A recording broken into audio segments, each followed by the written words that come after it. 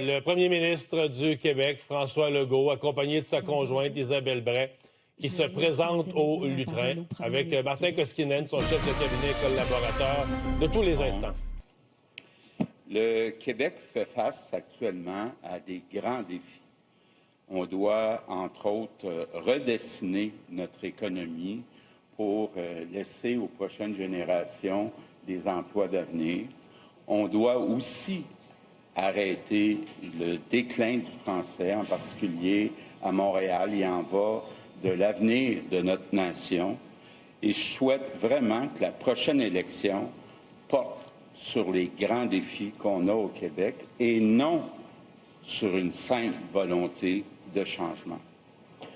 Je vois bien qu'actuellement, beaucoup de Québécois souhaitent du changement, puis entre autres, un changement de premier ministre. Pour le bien de mon parti et surtout pour le bien du Québec, j'annonce aujourd'hui que je vais quitter mon poste de premier ministre du Québec. Je vais rester en place le temps que mon parti désigne un remplaçant ou une remplaçante. Je veux remercier ceux qui se sont embarqués avec moi dans cette grande aventure de créer un nouveau parti. Puis je commence par Martin Koskinen. Martin et moi, on a formé un duo. Tous ceux qui ont travaillé avec nous savaient qu'ils pouvaient parler à un des deux et que c'était vraiment un duo. Puis Martin, c'est un homme d'une intelligence exceptionnelle. C'est quelqu'un qui a un jugement impeccable. C'est un être humain aussi. Je ne connais pas personne qui n'aime pas Martin Koskinen. Donc, évidemment, c'était un plaisir, Martin, de passer toutes ces années ensemble. C'est pas simple, former un parti. Il faut convaincre plein de gens qui ont une bonne job de prendre le risque d'une nouvelle organisation.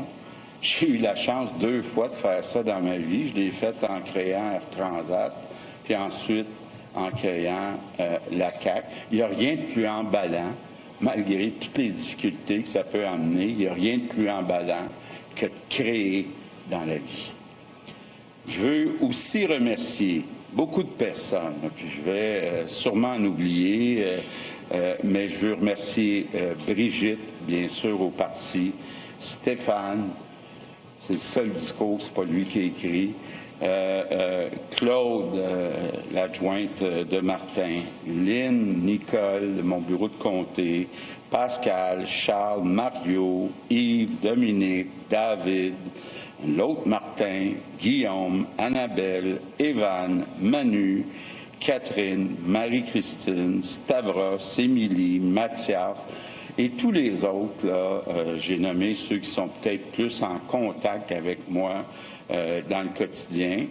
Je veux bien sûr aussi remercier tous ceux qui ont pris le risque de se présenter pour la CAQ. Je pense entre autres durant les premières années où c'était loin d'être gagné d'avance. Et une des plus belles réalisations qu'on a réussi, c'est faire de la CAQ une famille. Je suis toujours content de voir que beaucoup d'employés ou de députés sont devenus amis, se fréquentent les fins de semaine. C'est vraiment une belle famille et c'est quelque chose, c'est ça qui va me manquer le plus. Quand je pensais à cette annonce aujourd'hui, ce qui me fait le plus de peine, c'est de dire que dans quelques mois, je les verrai moins, disons. Évidemment, c'est beaucoup grâce à Martin qui a embauché pas juste du monde compétent, mais du bon monde, comme on dit, et aussi beaucoup grâce à Isabelle. Parce que, vous savez, que les journalistes le savent, quand j'allais me coucher pour être en forme le lendemain matin, Isabelle continuait le travail, parfois avec vous, parfois avec les députés, les ministres, les employés. Isabelle est amie avec tout le monde et elle a fait que la famille, que la CAQ, ça soit une belle famille. Évidemment aussi, la politique, c'est un sport extrême. Il y a des hauts, mais il y a aussi des bas. Puis Isabelle a toujours été là pour m'épauler dans les moments plus difficiles. Merci, Isabelle. Merci aussi à mes deux garçons, mes deux petits gars, comme on les appelle. Ils ont eu parfois des remarques moins gentilles dans leur travail ou plutôt dans leurs études. J'aurais voulu leur épargner ça parce qu'on les aime tellement, ces deux petits gars. Mais ils sont peut-être plus forts à cause de ça. Je veux aussi remercier tous les citoyens de la circonscription de l'Assomption qui m'ont fait confiance pendant toutes ces années. Et c'est quand même pas rien ce qu'on a réussi. Là, je vois Brigitte qui est là. Ce qu'on a réussi, je pense entre autres aux 7 premières années. Écoutez, c'est pas rien là, de dire en 7 ans, former 2 gouvernements majoritaires, là, 7 ans après la création du parti. C'est tout un exploit. Maintenant, parlons un peu de ces 2 mandats. Bien, je peux vous garantir que chaque jour, je me suis levé en me disant je veux ce qu'il y a de mieux pour les Québécois. J'ai pas toujours réussi, mais je peux vous garantir que j'ai essayé très fort avec toute l'énergie que j'avais. Évidemment aussi, Isabelle me le fait remarquer, les bénévoles qui sont là depuis la journée 1. Il faut leur dire merci. Au début, c'était pas facile à aller expliquer ce que c'est la CAQ sur leur terrain. Donc, je leur dis merci.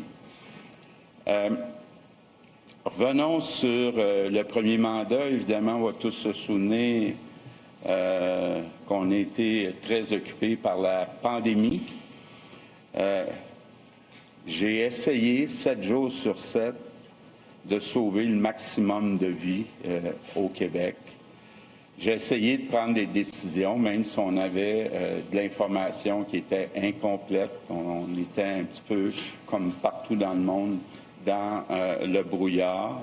Évidemment, ma grande fierté, on dit souvent que la fonction publique, c'est rigide, ça ne bouge pas rapidement. D'avoir été capable, en quelques mois, d'embaucher puis de former 10 000 préposés pour venir appuyer ce qui se faisait, entre autres, dans nos CHSLD, on ne pourra plus jamais dire que c'est impossible de se faire se virer de bord la fonction publique.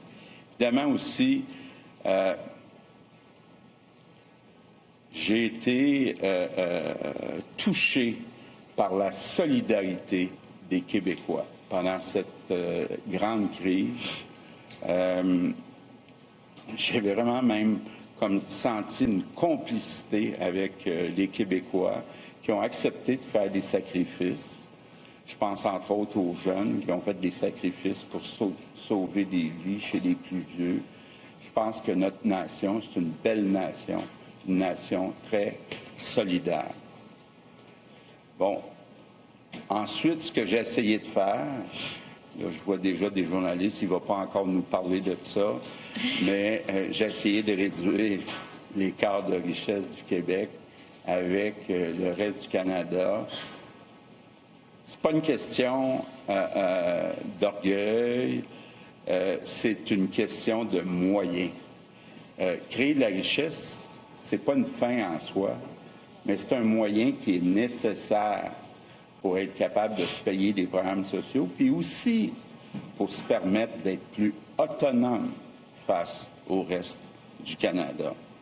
Donc, une de mes grandes fiertés, oui, puis je vais le répéter, c'est que depuis 7 ans, le Québec, quand on regarde la croissance économique par habitant, quand on regarde la croissance du salaire moyen, oui, depuis 7 ans, on a réussi à battre l'Ontario puis le reste du Canada. C'est une de mes grandes fiertés. On a réussi aussi, grâce à nos baisses d'impôts, à battre la croissance du revenu disponible après impôt puis après inflation. Évidemment, les Québécois n'ont pas toujours ressenti cette croissance du revenu disponible parce que, comme partout dans le monde, on a vécu une période où il y a eu une forte augmentation du coût de la vie. Je pense entre autres au logement, je pense entre autres à l'épicerie, mais il reste que quand même, les faits sont têtus. Le revenu disponible après impôt, après inflation, a plus augmenté depuis 7 ans au Québec que dans le reste du Canada. Comment on a fait ça? Bien, encore là, je suis fier. On a pris une position, j'ose le mot, là, peut-être que vous allez plus me pardonner les mots maintenant, là, une position très agressive pour attirer des investissements des entreprises au Québec. On a eu beaucoup plus d'investissements des entreprises depuis 7 ans. Évidemment, il y a eu quelques échecs, on en a beaucoup parlé, mais il y a eu surtout beaucoup de succès. Et c'est ce qui explique aussi nos bons résultats économiques. Ce que ça a fait aussi, c'est qu'en attirant tous ces investissements, on a pu utiliser les surplus d'électricité qu'il y avait chez Hydro-Québec. On a pu relancer les grands travaux chez Hydro-Québec. Ça va être très important pour les prochains mois, les prochaines années, parce que l'incertitude qui est amenée par Donald Trump amène beaucoup d'entreprises à mettre sur pause leurs investissements. Donc, c'est important de venir compenser. Puis c'est important aussi, à moyen, à long terme, les prochaines générations vont profiter de ces grands travaux chez Hydro-Québec. Bon, évidemment, j'ai conclu une entente que je jugeais gagnant-gagnant, avec Martin d'ailleurs, avec Terre-Neuve, pour rehausser et renouveler Churchill Falls, mais aussi préparer le développement d'un nouveau projet, Gull Island.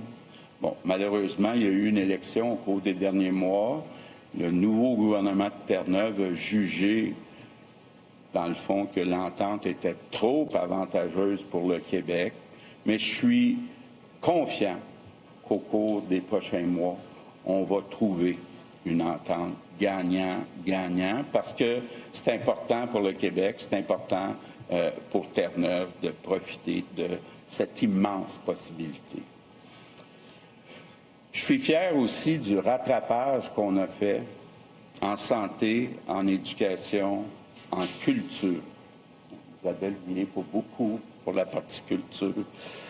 Depuis 7 ans, je donne quelques chiffres. Je sais que mes conseillers me disent que je donne toujours trop de chiffres, mais bon, qu'est-ce que vous voulez, les chiffres élevés comme ça. Les budgets, depuis 7 ans, ont augmenté de 57 en santé, de 58 en éducation et de 61 en culture. C'est du jamais vu, là. Tout ça en seulement 7 ans.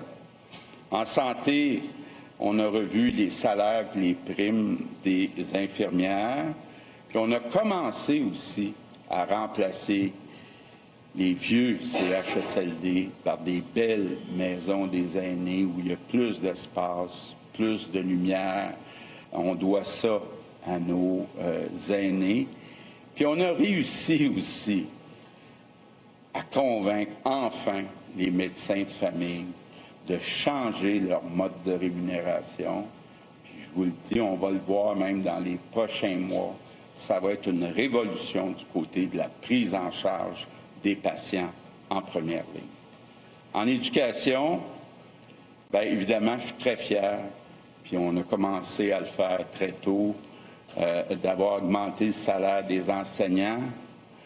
Je le dirai jamais assez, les enseignants, ce sont les personnes les plus importantes dans notre société après les parents et on doit les valoriser davantage. Puis bien sûr, ça commence par leur salaire. On les a aidés aussi. On a embauché des orthophonistes, on a embauché des aides à la classe. Puis comme on l'a fait pour les maisons des aînés, on a développé un nouveau concept d'école. Vous avez vu, on en a déjà ouvert quelques-unes avec plus d'espace, plus de lumière. Je pense que c'est important pour les enfants, mais aussi pour les enseignants qui y travaillent. En culture, bien évidemment, on a essayé d'aider le plus possible nos artistes, incluant pendant la pandémie, parce que le cœur, l'âme d'une nation, c'est sa culture. Puis une de mes grandes fiertés, je ne sais pas si je serai invité, mais en tout cas, ça va être l'ouverture l'été prochain du premier musée de l'histoire nationale du Québec. Il est temps qu'on célèbre au Québec la grande aventure de notre nation francophone en Amérique. Parlant de notre nation, en matière de défense de notre identité, on a adopté des lois marquantes. On a adopté la loi 21 sur la laïcité qui vient interdire les signes religieux pour les employés qui sont en position d'autorité. On a aussi adopté la loi 96, la première loi importante pour renforcer la charte de la langue française. Concernant l'immigration, l'explosion du nombre d'immigrants temporaires par le gouvernement fédéral, malheureusement, a accéléré le déclin du français, en particulier à Montréal et à Laval. Les Québécois doivent être beaucoup plus vigilants pour l'avenir de leur nation, pour l'avenir du français. Le Québec forme une nation, mais qui est toute proportion petite en Amérique du Nord, qui sera toujours vulnérable en Amérique du Nord. On n'a pas à être gêné de protéger notre langue, notre culture et nos valeurs. Soyons fiers d'être Québécois. Soyons fiers de notre nation. En terminant, je remercie sincèrement les Québécois de m'avoir confié 2 mandats majoritaires. J'aime profondément les Québécois et le Québec, et être le premier ministre du Québec, ça a été pour moi le plus grand honneur de ma vie. Merci tout le monde.